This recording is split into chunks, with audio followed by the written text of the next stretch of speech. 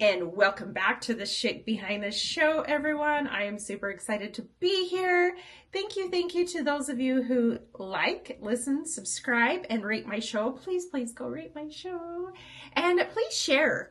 I actually have a plan to, once I get back on track here, to have a giveaway where I give away my favorite book right now. So super excited about that. The book is amazing. It is by the author that I love, Sven Erlandson. If you have not heard of him, please go listen to him. He's amazing. He just really knows how to use his therapy profession and skills via podcast and the books that he writes to help others. So very much like him.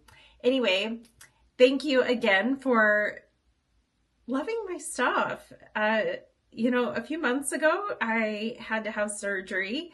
I had an organ that was literally killing me slowly.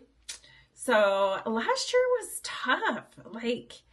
I was sick a lot. I had no energy, critically anemic, in and out of the ER. Biopsies and blood tests and surgery and iron infusions and it was the hardest year in a bit, probably. So I appreciate all of your kindness. Those of you that messaged me and told me how much you love my show, thank you so much. You do not even know how much those messages mean to me. Truly, I love you all. I love that you all support me. I love that you listen. I love that you care what I have to say, because sometimes I just ramble on. But I'm super excited about this episode. So, in the last year, my love life, holy cow, has been a little different. Kind of went through some traumas with my guy last year. Went through a little bit of a breakup. Rekindled, and that's all I'm going to talk about in my personal life right now. But for those of you that are out in this shit right now, I'm right there with you. Holy, it's been a mess. So hopefully my life is grounded that way right now. But as I was kind of getting out there a little bit, tiny bit, dipped my toes in the water of dating just slightly and pulled them back out, because holy cow. One thing that I learned, you guys, that Facebook is now a new dating platform. Not Facebook dating, but I mean, guys are using Facebook itself to find dates. Has this been a thing for a while and I'm just barely catching on? Because I did not know this. I will receive friend requests and then messages and guys asking me out, and I'm like, okay, weird, but okay. I don't know. Strange. Anyway. Welcome to dating in 2024, ladies and gentlemen. Okay, so I want to get into this. So one of the things that I discovered is there is a term for everything in dating. Holy cow. When did we take off our adult capes and decide that we needed to be told what each term is and how to go about dating by term? Does that even make sense? I don't know. Anyway. So I decided that it would be fun and maybe educational to share those terms with all of you. So, one, you'll know that if you're not in the dating world, cool, you don't need to worry about these terms. Teach your children. Two, if you're in the dating world, now you know. Each situation has a term in dating, okay? We've also got the attachment styles, which I will discuss in the next episode, because I have in the past, but again, there are more attachment styles now that are labeled. So maybe they've always been there, and now with social media, it could just be that we have access to all of this now when we didn't before, right? I'm sure therapists have heard the different attachment styles for years and can quote unquote diagnose those for us. I know mine. I know they've changed. I know when I'm triggered. It is so much work being out there, ladies and gentlemen. If you are married and have been for a long time, I suggest you work on it. Don't get out here. Just kidding. Sometimes they can be fun, especially if you find someone that you adore and you have fun with. And dating can be fun as long as it's not creepy or shitty or abusive or anyway. Okay, back to terms. So I've jotted down a list of the terms that I could think of and the definitions, and some of those that I've experienced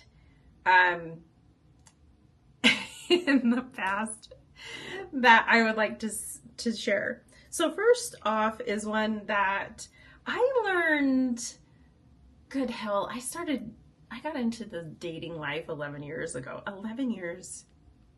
I never ever thought I would be dating on and off for 11 years when I got divorced. It is insane. The shit I've seen, the things that have evolved, again, the new terms, the new labels, where now we're not he and she anymore. We've got they, them, his, hers. It's very broad now. And I never ever thought 11 years ago that this is the kind of dating I would be facing. Not that it's bad, but it's just not what I expected, okay? So let's get into it. Dating terms. So the number one term that I have used and I have experienced in my dating past in the last 11 years is stage 5 clinger. Stage 5 clinger. What is a stage 5 clinger? Okay, I'm here to let you know. Stage 5 clinger is someone who instantly, and there's a reason behind this, again, listen to my next episode to hear the different attachment styles and why we have these and the different characteristics of each of those. Anyway, stage 5 clinger is someone who instantly falls in love right away. They don't know you. They don't care to get to know you.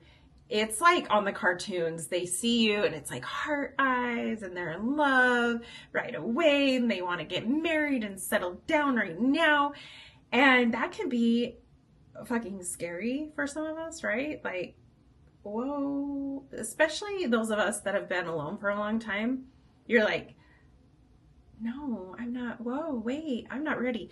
Try to do that to an avoidant. Oh, talk about run and hide and block your number. So yeah, a stage 5 clinger is someone, they will stalk you. They will not leave you alone. They're blowing up your phone. They're ready to get married. They don't understand why you don't want to be around them 24/7. After you've been on 2 dates, they are ready to be emotionally attached, physically attached. They just want to jump right in. Most of the time, I mean, I could probably even say 90% of the time, but I don't know stats on this, so I'm not going to lie.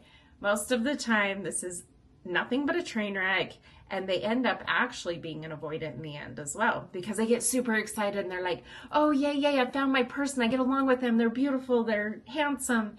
And then they get settled in this feeling, and then it's like, oh, shit, I'm committed to this person before I even know them. And then they end up skipping out, finding the nearest exit. So that's the number one. Stage 5 cleaner. Don't do it. That is the easiest way to push someone away. So I guess if you aren't really into them and you want to scare them away because you don't want to be honest and be in your integrity, sure, try it out. But if you really like someone, don't be that person. There's so much attractiveness in the mystery. No. Okay. Second one, situationship. So this is where 2 people meet, they start dating, they get along, everything's cool and chill, but we're not going to commit. We're going to act like we're excuse me, I can talk. We are going to act like we're committed, right? We are going to do all of the physical things. We are going to go on dates, but we're not going to call them dates. We are hanging out. And I'm doing air quotes for those of you that are listening and not watching me on YouTube. They when it comes to having the conversation, what are we? Is like, I don't want anything with you. I don't want anything. But yet you're doing the thing. That's a situationship. And these are really hard because it typically is either both people, at least one, that are just not ready to commit. They probably have commitment issues. It's probably too soon for them. Maybe they're still exiting their last relationship. I did this once for almost a year. We got along great. We spent pretty much every day together. Everyone thought we were in a relationship, but nope, he's not my boyfriend. I'm not his girlfriend. This is a situationship. Obviously, those don't last. And they can be heartbreaking because at least one, it seems like, always develops stronger feelings and wants more. They end up wanting a relationship. And then you've got the one who's like, but no, we agreed. We're not going to commit. This isn't a relationship. It's never going to be. You may know people that this is all they do. They're into the hookup culture. They may find someone, and I guess you could say friend with benefits thing, right? But it's like this is just a situation. So, situationship. Now, this is one I haven't heard of, but this is just a term, LOML. I shouldn't say haven't heard of. I hadn't until recently. Love of my life. Okay, in dating, you have found the love of your life. Maybe you found the love of your life, which I hope that's the end goal for all of you that are out there dating. I really, truly hope that we are dating with intention and we're trying to find that love of our life. And we're trying to find that person that quote unquote completes us, even though I have a strong opinion about that as well. Anyway, hopefully you do find the love of your life. But I just thought, okay, that's a real term. All right. So LOML is number 3. Number 4, we've all heard of this one. It is the infamous red flag.